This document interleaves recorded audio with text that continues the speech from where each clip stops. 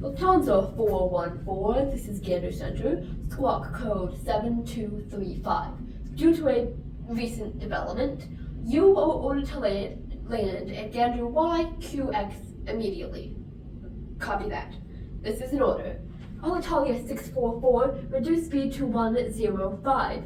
You are ordered to land your aircraft at Gander YQX immediately. American airspace has been closed. No, sir, you do not have a choice. No, sir, this is not a drill. Yes, sir, I understand you have VIPs on board. I will see your VIPs and raise you an international emergency. Land your plane. Now. On September 11th, 2001, 4 planes were hijacked by terrorists. 2 crashed into the Twin Towers in New York City, 1 into the Pentagon, and passengers in the final plane fought back, crashing the plane into an empty field. American airspace was closed, but those were not the only planes in the air that day, and those planes had to land somewhere. Just outside of Gander, in Newfoundland, there was a large airport where planes used to fuel up before crossing the Atlantic. More modern planes could do the trip without landing, so the airport was rarely used until 38 planes were diverted to the tiny town. The hit musical Come From Away tells the story of this town and the visitors stranded there for 5 days. One of the people featured was American Airlines captain Beverly Bass. This is her story in Come From Away by Irene Sankoff and David Hine. My parents must have thought that they had a crazy kid, because I was one of those kids who always knew what I wanted. So, they took me down to the airport to see all the planes departing. Watching them fly, something inside of me was starting. I was 8 when I told them that I'd be a pilot. But I was too young and too short, and there were no female captains. And my dad said, be patient, just see what happens. Oh, but I took my first lessons, and when I came down from the sky, I told my father that I'd fly for the rest of my life. I got my first job flying for a mortician. It was a tiny bonanza with just the corpse and me. It was $5 an hour for flying dead bodies, and I had to climb over their faces just to get to my seat. But suddenly, the wheels lift off. The ground is falling backwards, and I am suddenly alive. Suddenly, I'm in the cockpit. Suddenly, everything has changed. Suddenly, I'm not too young or too short. And the passengers in the back don't complain. Suddenly, I'm flying company charters. Suddenly, everything is high. And suddenly, there is nothing in between me and the sky. American Airlines had the prettiest planes, so I applied as a flight engineer. But the World War II pilots, they all complained. They said, girls shouldn't be in the cockpit. Hey lady, hey baby, hey, why don't you grab us a drink? The flight attendants weren't my friends back then. They said, oh, you're better than us, do you think? But I kept getting hired, and the World War II crews, they retired, and the girls all thought much higher of me. 1986, the first female American captain in history. Suddenly, I'm in the cockpit. Suddenly, I've got my wings. And suddenly, all those pilots protesting me. I think they can get their own drinks. Suddenly, I've got an all-female crew. The news talked. We made headlines across the world. And suddenly, it stopped. No one's saying you can't or you won't or you know you're not anything because you're a girl.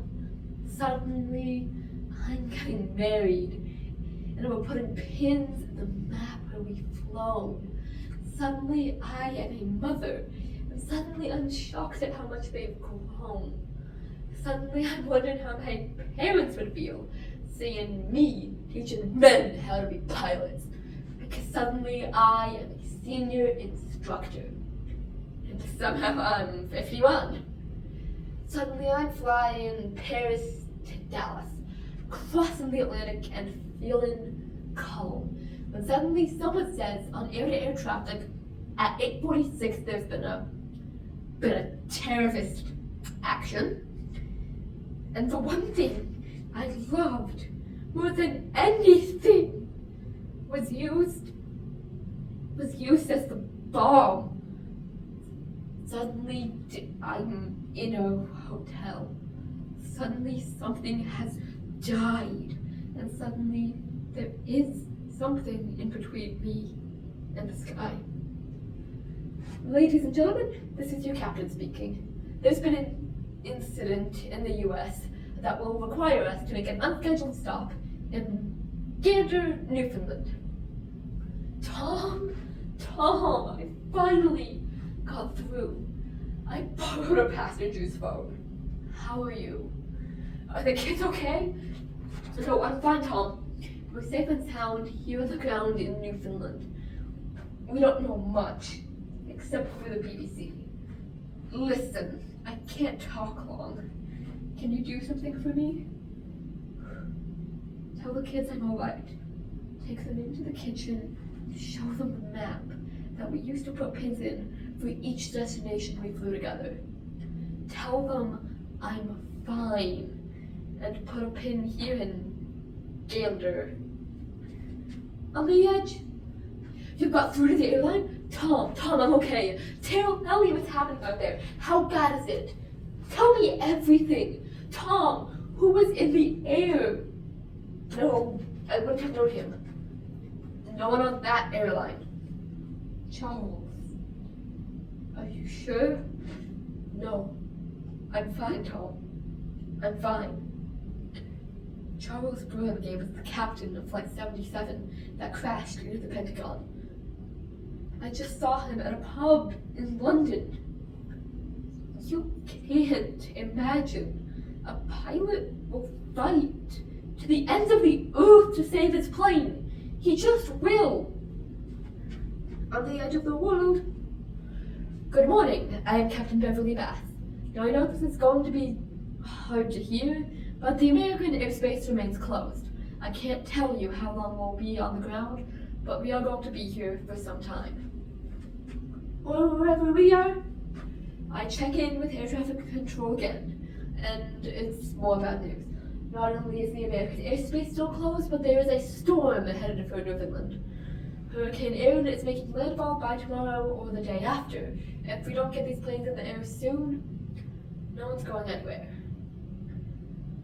One of my flight attendants comes to find me, and she says, "This Muslim man on a flight, I saw him praying, and he's been acting suspicious.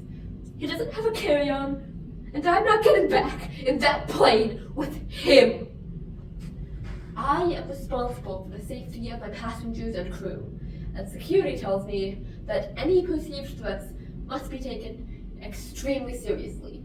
They bring me to a private room, and he's brought in for questioning. It is the most thorough body search I have ever witnessed.